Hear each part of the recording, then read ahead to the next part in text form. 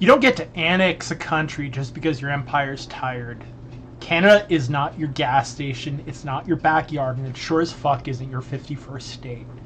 We buried soldiers beside you in Kandahar, we kept your uranium and potash floating, and we subsidized your fucking stability. And now your memory's shorter than a fucking TikTok. You threaten NATO, you flirt with Putin, and you call us freeloaders? Welcome to North of Collapse, episode 1, something I never thought I'd be doing. And this isn't commentary. This is a strategic briefing from the last sober flank of a collapsing empire. So turn on the live stream because we got the fucking receipts. Today, we are going to talk about the Maple MAGA fifth column and the myth of U.S. protection. You go on Twitter, you go online, and you are deluged with this critical mass of Maple MAGA fifth column lunatics who are propping up the notion that Canada has been freeloading on the United States for decades. They bring up, well, if you just didn't have tariffs on us. Okay, that's nice and lovely, but do you realize that your guy, who's actually the president of another fucking country that's currently threatening to annex you, is the guy who negotiated these tariffs in the context of the USMCA, which he contemporaneously referred to as the quote-unquote greatest deal ever. So here in Calgary, in Alberta, you look at the fucking Twitter sphere, and you have to wonder, are these people just fucking Maple MAGA fifth columnists, or are they Russian trolls? Because I'm at the point where I can't tell the fucking difference. And that is deeply, deeply disquieting. We're currently in a phase of life where American collapse, the American collapse was supposed to be engendered by China, but that Trump and Vance are accelerating from within as the Maple MAGA fifth column attempts to, I guess, take us from behind, for lack of a better word, is being accelerated. China's like, hold my beer, and is just watching this shit go down. Because Donald Trump's fever dream dump on anything that has ever been allied with the United States is the greatest degree of lunacy I've ever seen. It used to seem satirical, that it was a parody, and now it's becoming kind of clear that it's not. I was writing a piece about the Trump doctrine yesterday, and it came to my... I came to start believing that what we used to think was an absence of a doctrine is actually a doctrine, and its sole central element is transactionalism. Whether that transactionalism involves taking another country, insisting that they remove their tariffs while you don't remove yours, or whatever it is. It's transactionalism mixed with this ego-tripping fifth grade logic that's being replicated by the fact that these fucking Maple MAGA fifth columnists have the grade reading level of seventh graders. And mind you, that is the median American reading level, 7th to 8th grade. So, you know, here in Alberta, Danielle Smith, who's rooting for Pierre Poilievre in the upcoming election, who's basically another Maple MAGA fifth columnist, is kind of like, sovereignty is not oil. And you know, you're seeing broken English from the Russian bot farms on Twitter and LinkedIn and I presume on Facebook.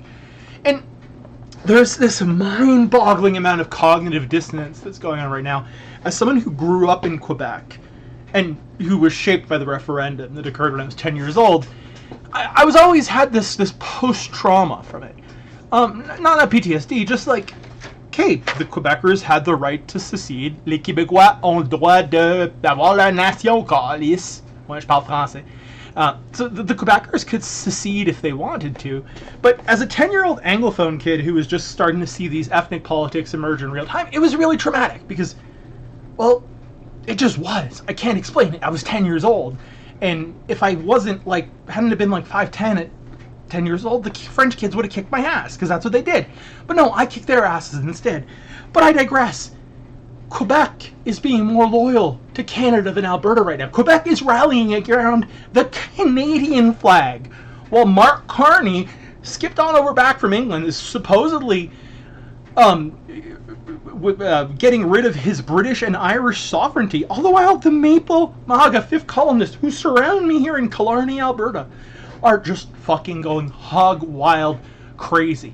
And it beggars belief. Puis merci beaucoup aux Québécois, là, du respect du fond de mon cœur.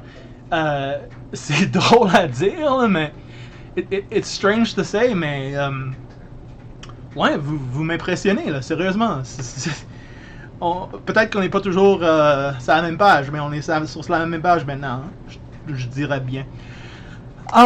But yeah, and the thing that bothered me the most and led me to start this this absolute gong show is I was hearing fuck me sideways. I was hearing these MAGA morons on Twitter.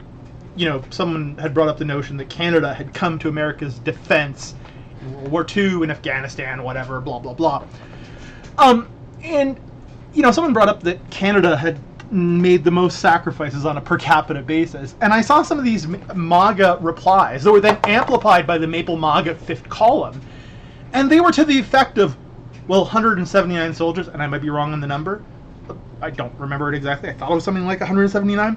Well, that's not just very much. We lost like 8,000. Or, well, maybe you lost them all because your army sucks.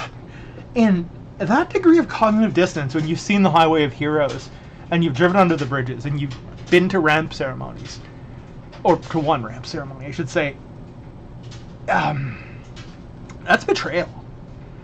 And Canadians don't forget. And I believe we're at the point where we might not forgive either. Because Americans, and we should not, and do not give Americans a pass just because they're like, oh my god, Trump is ruining our country. I have tiny T-Rex. No, we're not doing that shit anymore. If you're American, you're the enemy. And you should be treated as such. And we all know that the likelihood of a real-life invasion is low. Although, I wouldn't bet against it at this point. And I am buying ammo. But that Maple MAGA fifth column and those motherfuckers who are